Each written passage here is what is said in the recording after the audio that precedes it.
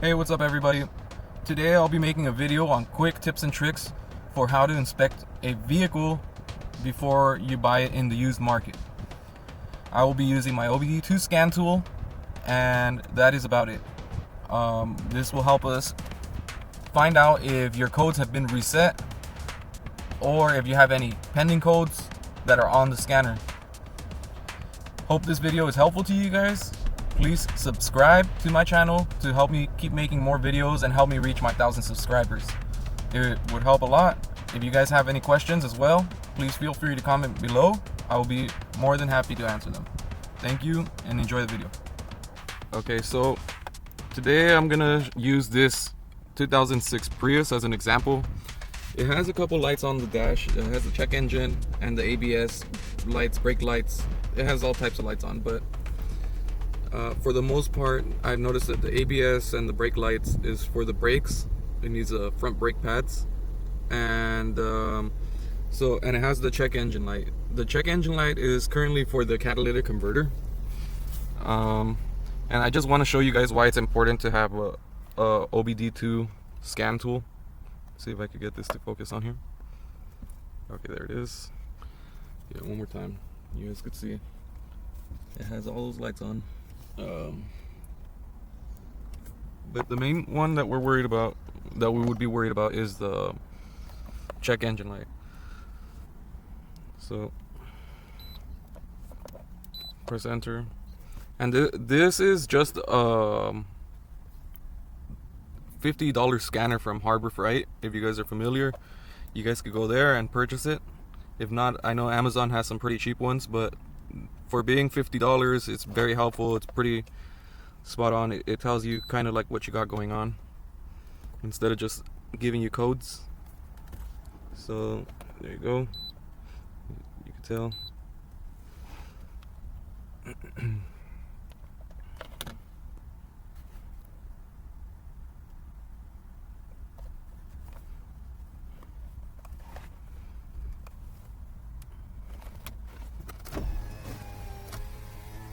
Okay.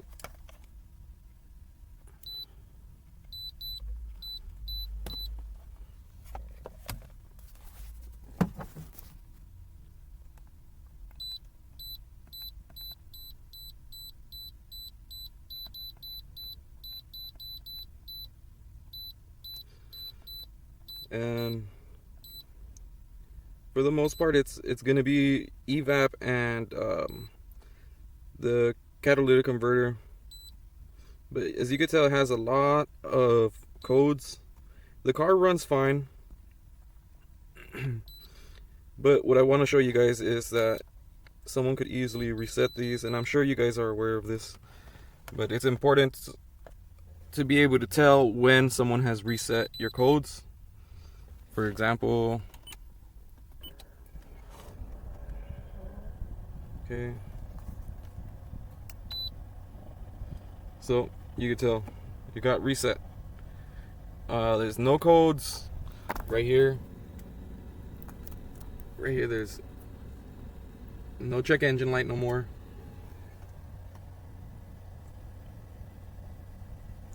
And the way we're gonna find out if they reset the codes with this tool is gonna be these little lights right here. Everything was green before except the evap one, which technically speaking, if it has no codes, and the only one that's red is the evap, you could still pass the smog and get the car registered. But where you will have major problems is if they reset your codes and the dash is not showing no check engine light, and when you put your scan tool it says no codes.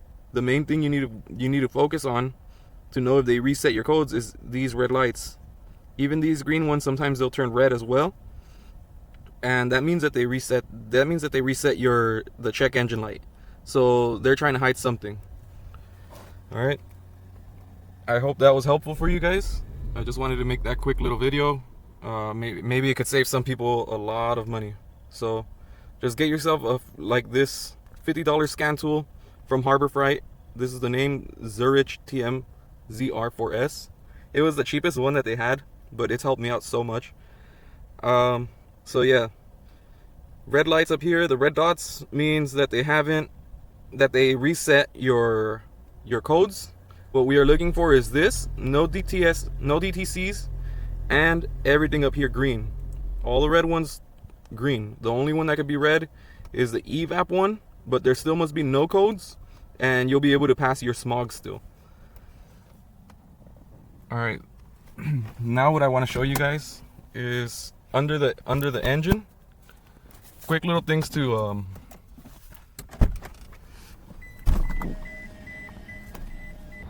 okay, so things that we're gonna check under the engine. Obviously this is a Prius, so it's hybrid.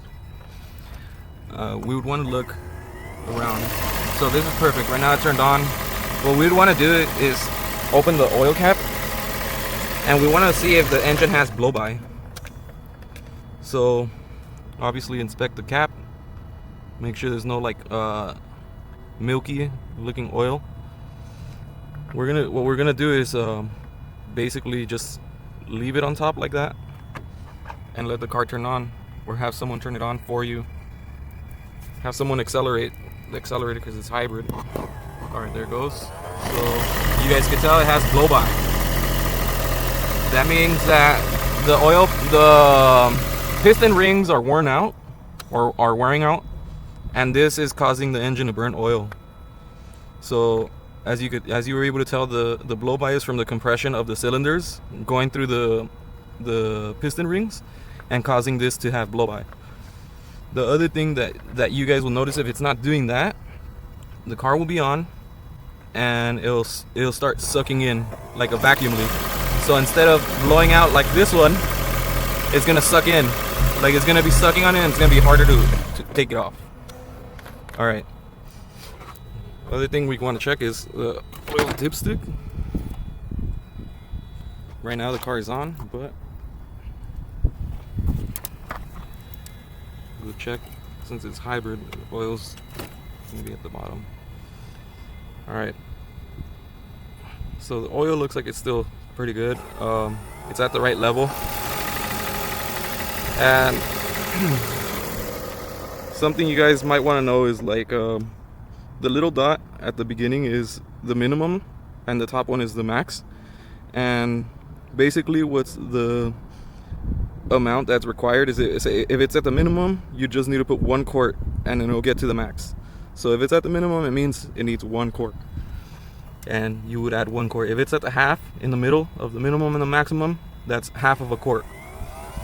And this stuff is important to check. You don't want to have someone else's problem. It could be pretty expensive, and sometimes it's not even able to be saved. Okay. And the other thing we could check is cooling system. It's very important to make sure that the engine is cold and not hot.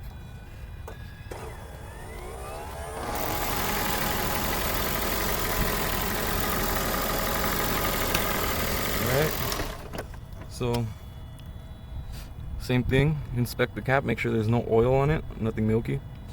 And something we're going to want to check, you guys can see the oil is, the coolant is flowing through there.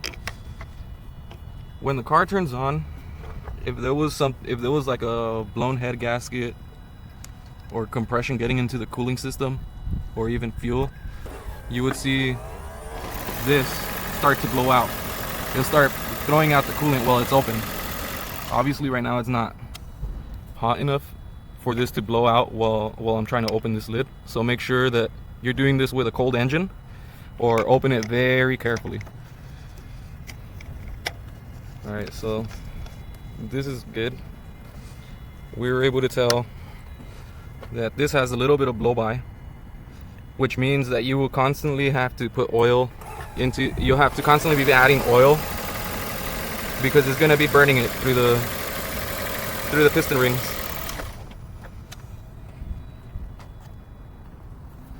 Alright, another thing is check around for any leaks, anything that looks off. Like let me see, this This needs a couple screws to be held on. What we would want to check is, and this one is a bit harder, but this right here is the valve cover, the whole lid for where the spark plugs and ignition coils go. We'd want to check in here, look, in where it gets sandwiched on. If it's leaking from the valve cover gasket, that will cause obviously rough idle, vacuum leak, oil leak. It could probably cause misfire because the oil will seep into the spark plug holes because there's a gasket in between there as well. The other way we could tell, because sometimes you'll find out that people will go get their engine detailed and wipe off all the oil. The other thing we would want to check is to go under the car. We want to go under the car and try to see if anything is leaking down there. It's very important to check because you don't want to buy a car with a bad oil leak. Sorry for the quality.